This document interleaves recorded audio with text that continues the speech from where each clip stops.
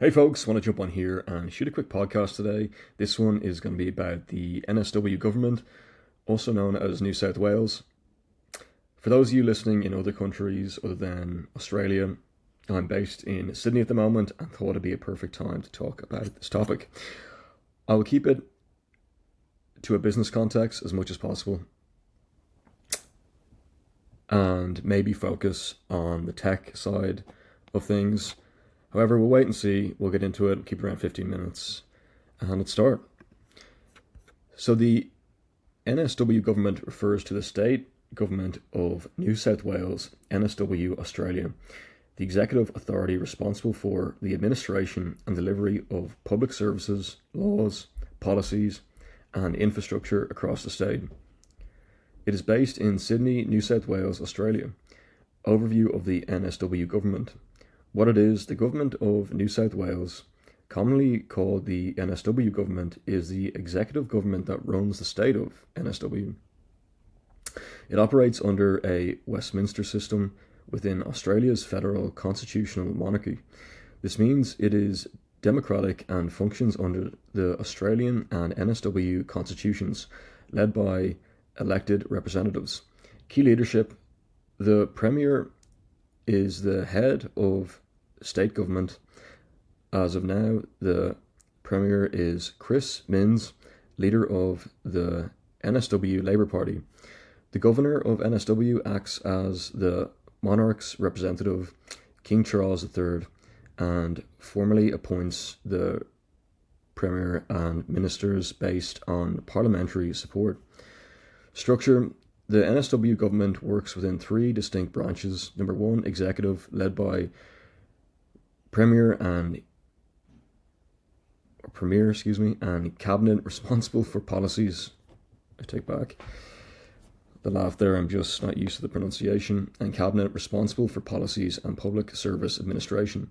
Number two, legislative, Parliament of NSW, consisting of the Legislative Assembly, Lower House, and the Legislative Council, Upper House, makes laws for the state. Number three, judicial, independent courts interpret and enforce laws, with the NSW Supreme Court as the highest state court. Citizens elected members of Parliament who then form the government based on majority support in the Legislative Assembly. Government departments and agencies. The NSW government includes ministerial departments, e.g. health, education, transport, independent statutory bodies, e.g. Independent Commission Against Corruption, Electoral Commission, support agencies, e.g. Service NSW, Infrastructure NSW. These bodies deliver services, enforce legislation, and develop policy across different sectors. Budget and services. The NSW government manages a state budget that funds health, education, transport, infrastructure, community services, and more. Recent budgets include multi-billion-dollar investments in health, infrastructure, schools, TAFE, roads, and child protection services. How it affects people. The NSW government is responsible for many everyday services residents use, including public schools and TAFE, health services and hospitals, roads, transport and infrastructure, planning, housing and emergency services, justice and legal services, grants and community programs. Presuming that is TAFE.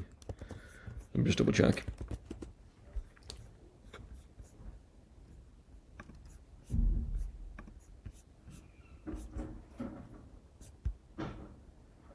Trusted Training and Careers Paths.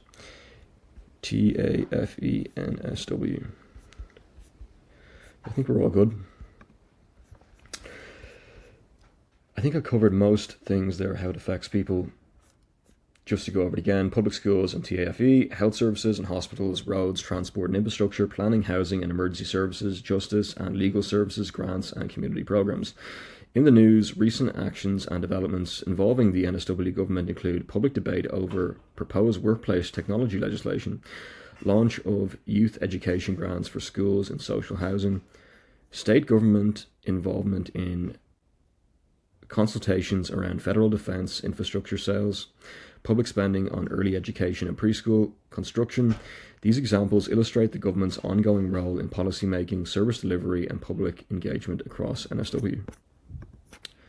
Then on to Gemini. The New South Wales NSW Government is the state-level authority responsible for the administration of Australia's most populous state.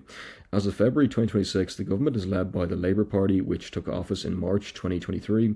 Current leadership 2026.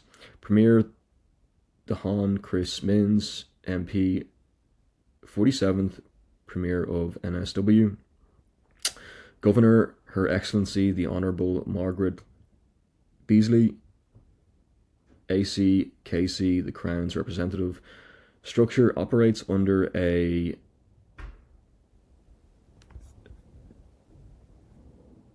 bicameral system consisting of the Legislative Assembly Lower House and the Legislative Council Upper House. That's the first time I've seen that term. One sec. Being new to just over 1 month in, getting used to the new words. Bicameral, excuse me. Bicameral system consisting of the Legislative Assembly Lower House and the Legislative Council Upper House. Let me just double check this as well.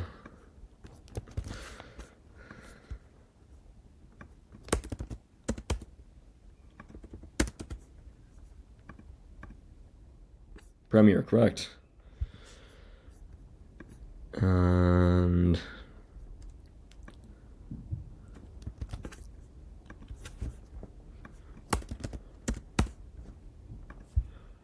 Beasley, all good.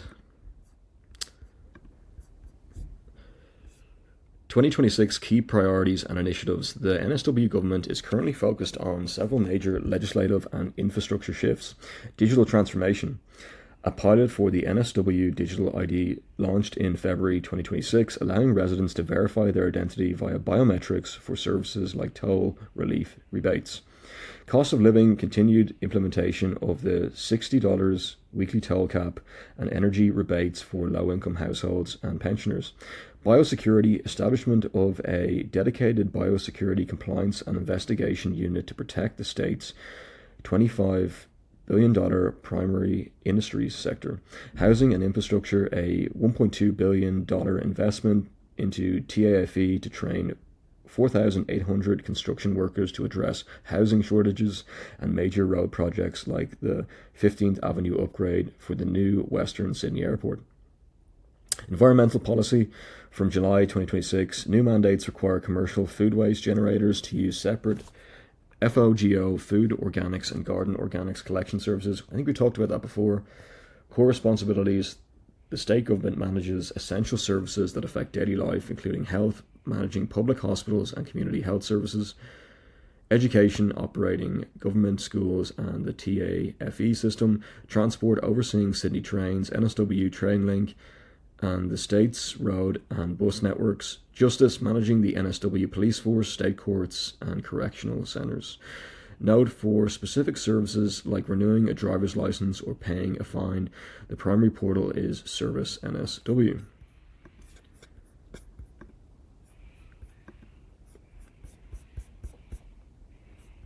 Happy days. I think we got most things covered, or maybe that's the wrong term to use, but I think this is a very interesting show in the fact that we're talking about government in relation to maybe business. So let's get into it. NSW Government and business.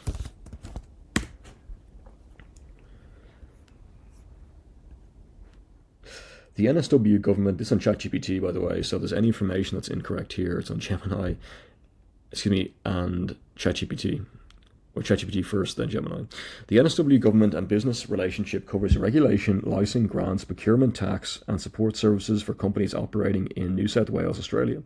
Here's a clear breakdown. Number one, starting and registering a business in NSW. While business registration, ABN, company registration is handled federally through ASIC and the Australian Business Register, the NSW Government manages business licenses and permits, industry-specific approvals, e.g. food, building, liquor, transport, fair trading, registrations, real estate agents, builders, trades, etc., planning and zoning approvals through local councils, main portal, service, NSW, business, nsw.gov.au, 2. Taxes and financial obligations. State level, the NSW government collects certain state taxes, including payroll tax, if wages exceed the NSW threshold, stamp duty, transfer duty on property/business asset transfers, land tax on investment property, gambling and liquor duties. Federal taxes like income tax and GST are handled by the ATO. By the way, I'm not a financial advisor, so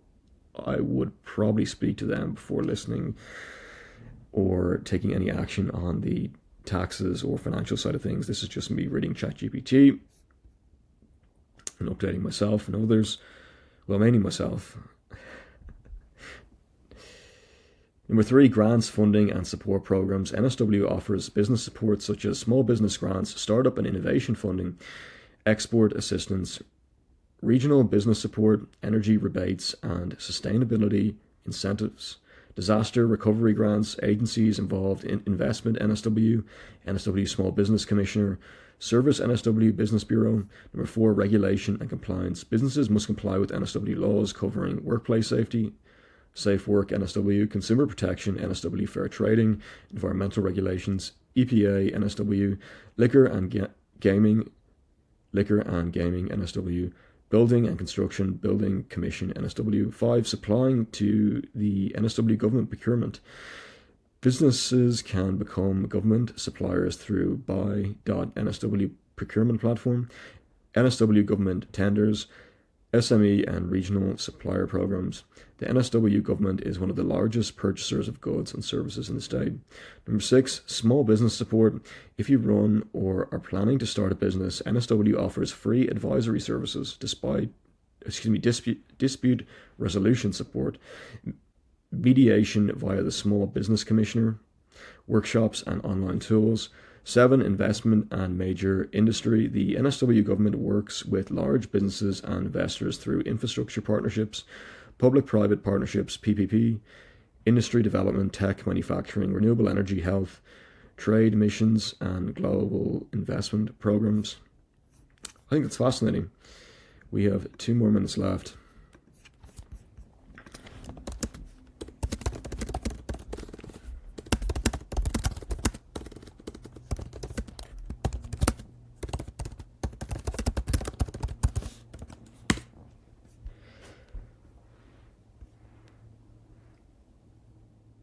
One key thing to know about the NSW government and business is if you run a business in NSW, you must comply with both federal and state laws. And many day-to-day operational rules come from the NSW government. While the federal government handles things like income tax and company registration, the NSW government controls business licenses and industry permits we talked about briefly, payroll tax, workplace safety, Safe Work, NSW, consumer law enforcement, NSW fair trading, planning and zoning approvals. So even if your business is registered nationally, your operating rules are heavily shaped by NSW state regulations. Fascinating.